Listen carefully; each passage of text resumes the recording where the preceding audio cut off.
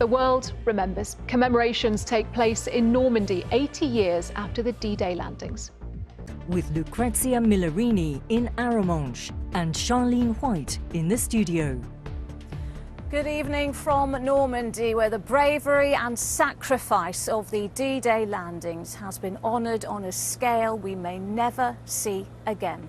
A handful of surviving D-Day veterans attended today's events here, which commemorated those who took part in the operation 80 years ago to liberate Europe. Among the world leaders taking part was the King, who spoke of his eternal admiration for the Allied soldiers who did not flinch when faced with the ultimate test.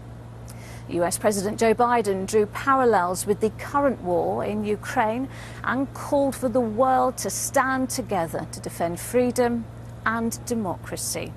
And at the heart of it all were the veterans, many of whom may be here for the final time. Well, here's our Europe editor, James Mates, on a day of remembrance that will be remembered for generations to come. First light, 80 years on, the beaches timeless, the weather perfect. It is part of the legend of D-Day that among the first ashore that morning was a lone piper, Bill Millen, who played unarmed and unprotected as his colleagues stormed the beaches. It's now an essential anniversary tradition. On the heights overlooking the eastern end of Gold Beach, a new British Normandy memorial, walls inscribed with the names of more than 22,000 dead, is the focus of British commemoration. Of course, the King, the Queen, the President and his wife were to take leading roles, but the honoured guests were these men and women, fewer and frailer each year, the last living witnesses of the day that changed Europe. As we stand alongside their remaining friends and comrades on this hallowed ground, let us affirm that we will strive to live by their example. Let us pray such sacrifice need never be made again. From the Prime Minister too, nothing but admiration for the character of those who fought here. I'm no hero, they will say. I just did my duty. That humility is so much a part of why they are truly the best of us. Many are too frail now to tell their stories, but today there were actors on hand to read their words. These from Joe Mines, now 99 and watching on. I was 19 when I landed, but I was still a boy.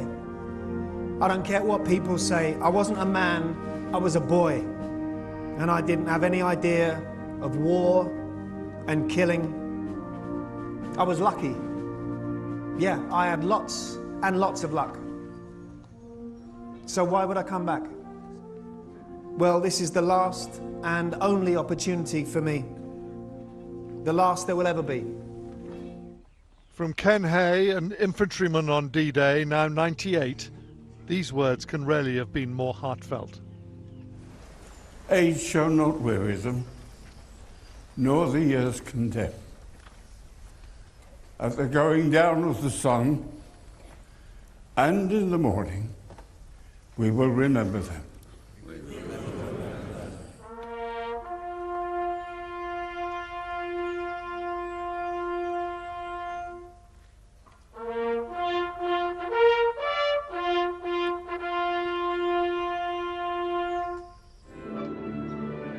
As the focus moved westward towards the American cemetery above Omaha Beach, President Biden's message to veterans was that remembering is as much about the future, about learning the lessons, as it is about the past. He had Ukraine firmly in mind. History tells us freedom is not free. If you want to know the price of freedom, come here to Normandy. Come to Normandy and look.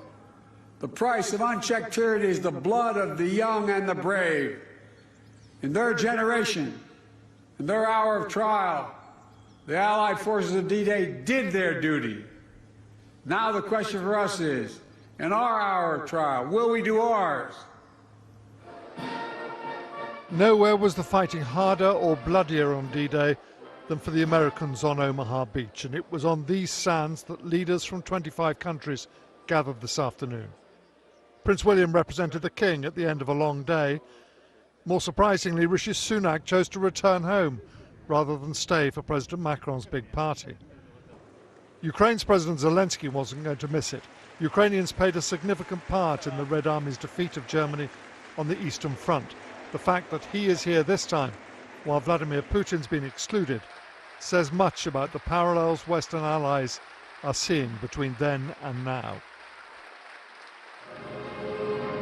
The leaders were reminded on a big screen what had happened 80 years ago on the very beach where they were now sitting. For many of those who need no reminding, this may be their last visit to a battlefield that has defined their whole lives. The world has promised them that we will never forget, but who will hold us to that when they are gone? James Mates, ITV News, Normandy. Well, you've just seen there was quite the guest list for today's set-piece event, but of course it was the veterans who took centre stage, and they were welcomed like rock stars, applauded and thanked everywhere they went. Well, Chloe Keedy heard from some of those who were still able to make the journey. They have been on this journey for 80 years. Their unwavering determination to remember those that couldn't come with them was matched today in this French town, which was determined to honour them.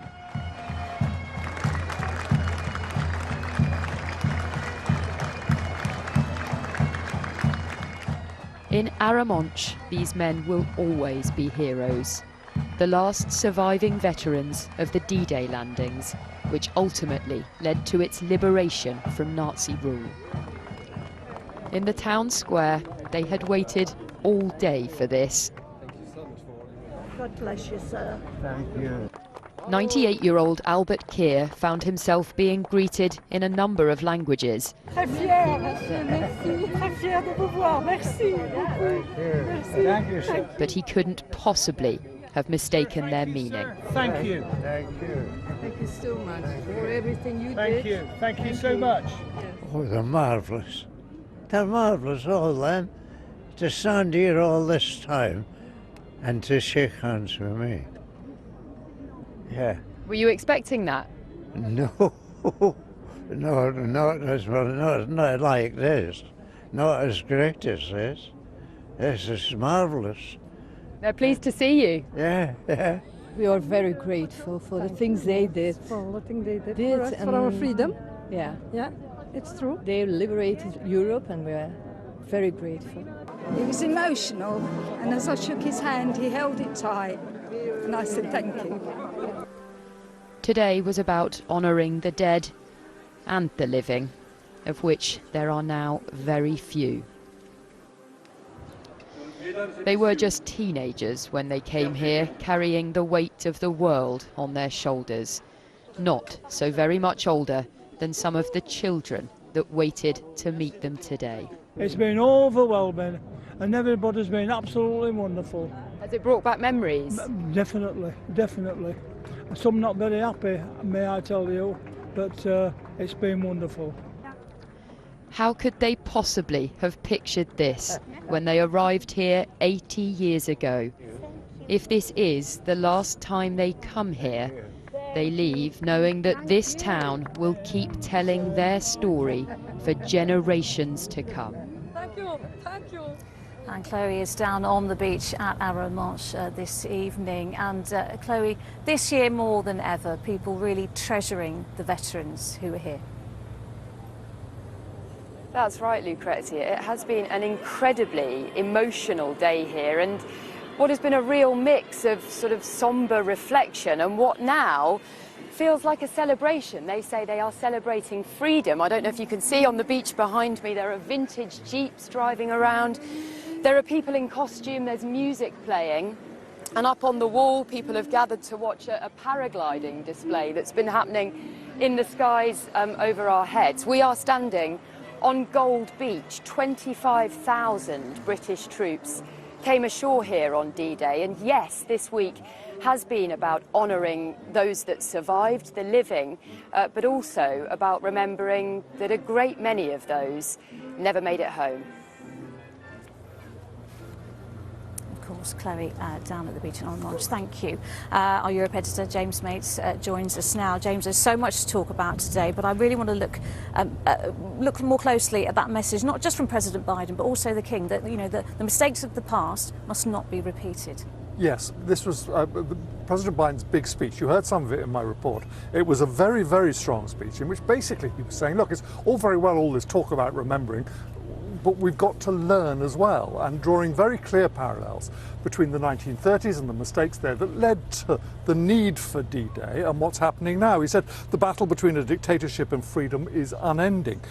We will not walk away from Ukraine specifically, because if we do so, that means we would be forgetting what happened here on these hallowed beaches. Very, very strong words. The King you would expect a bit milder, but he also said free nations must oppose tyranny. So a strong, strong message there. I mean, it's not unusual for current events to become involved in these celebrations. 10 years ago, when both the leaders of Russia and Ukraine were here, they launched what they called the Normandy process to try and bring peace after the invasion of Crimea. Now, we know that failed, but perhaps that makes it more extraordinary, actually, that the Prime Minister, Rishi Sunak, left a bit early because they were all meeting here today. Now, I know they'll meet again at the G7 next week, and there's obviously an election on, but these opportunities for the leaders of the big countries to get together in a pretty informal environment and to talk about these major events, which clearly people like President Biden want to talk about, and President Macron as well, was maybe possibly a missed opportunity. Yeah, well, James, thank you, and highlighting the hugely important diplomatic significance of the events today. James, thank you. Well, for the veterans who understandably couldn't make the journey here to Normandy, a special service was held at the National Memorial Arboretum in Staffordshire. It was led by the Duke and Duchess of Edinburgh and focused on the accounts of the veterans themselves. Stacey Foster was at the service and joins us from the Arboretum now. And Stacey, such an important event for those who cannot travel far.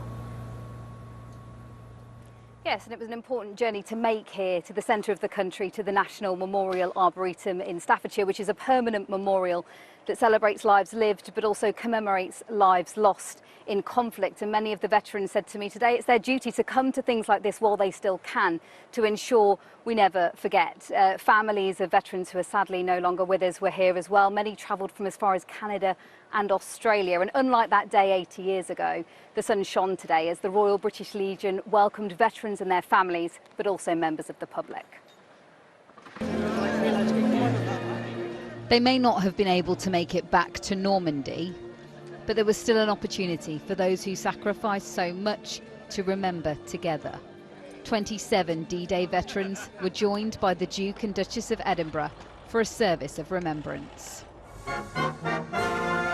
Alongside the usual military customs were stories of the men who came to the National Memorial Arboretum in Staffordshire, read by those currently serving in the military. It's the 6th of June, 1944. My name is Tom Hill and I'm 18. I landed on the left on Saw Beach in the second wave at 7:25 a.m. The sights we saw going back and forth were terrible. Men like Ralph McClure, now 97, who served in the Royal Navy ferrying tanks to the beaches. Something like this takes me right back. How important is it that we remember what happened that day? To me, it's the, shall we say, easiest way of showing people what it was really like. There was a minute's silence to remember those who didn't come back from France.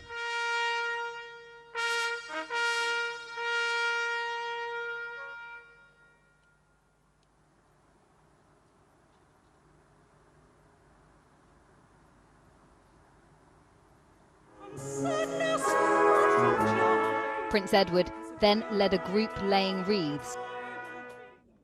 The eldest of the D-Day veterans in attendance was 104-year-old John Gillespie. He hopes events like this continue long after he's gone. You don't have those occasions like today when people forget. In fact, the young people forget, and that's what you don't want, the young people to forget.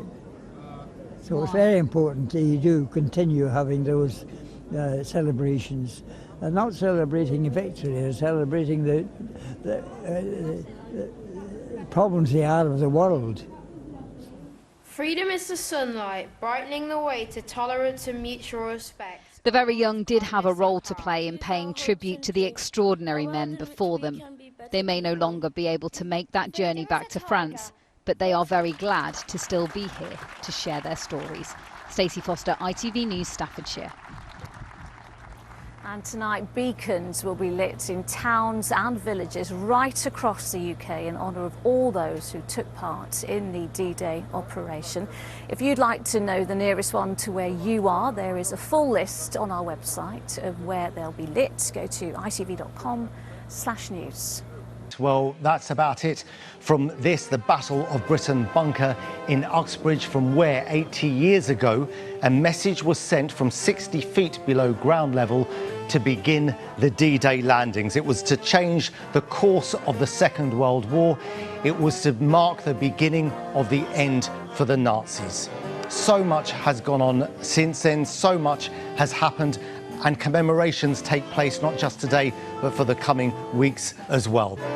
Outside, we have a band playing tonight. It's the East Street Big Band from Northolt. They're here paying their respects to the people who worked so hard to ensure our freedom for decades and hopefully centuries to come. Good night.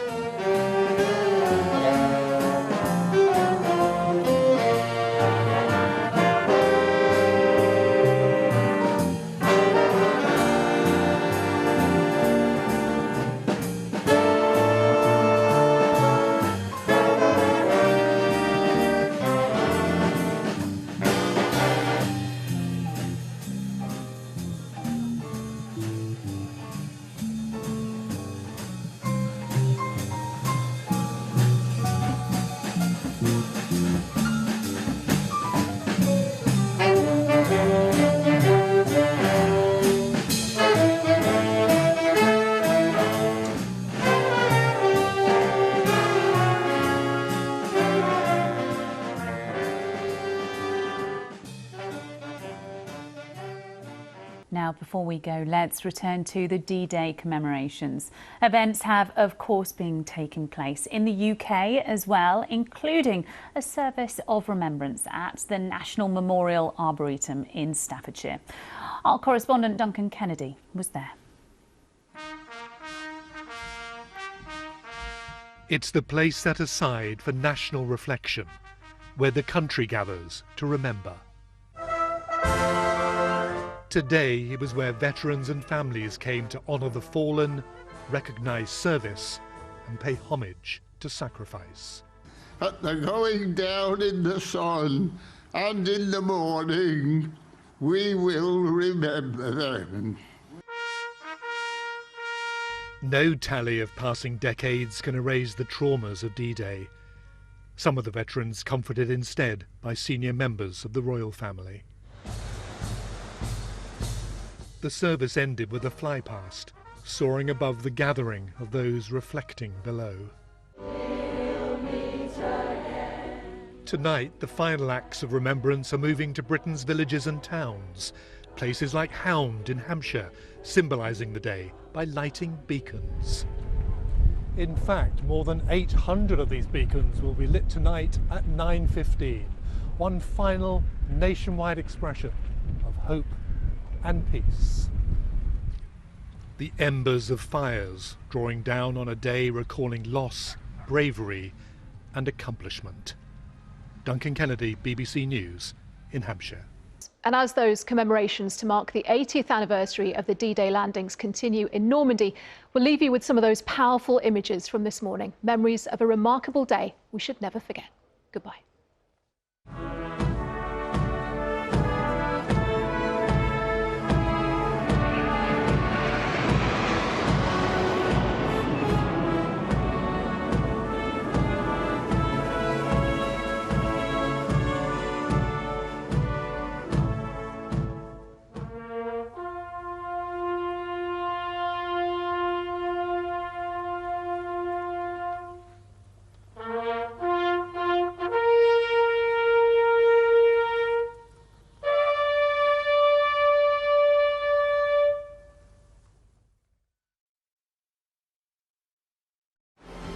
D-Day, 80 years on, across the BBC.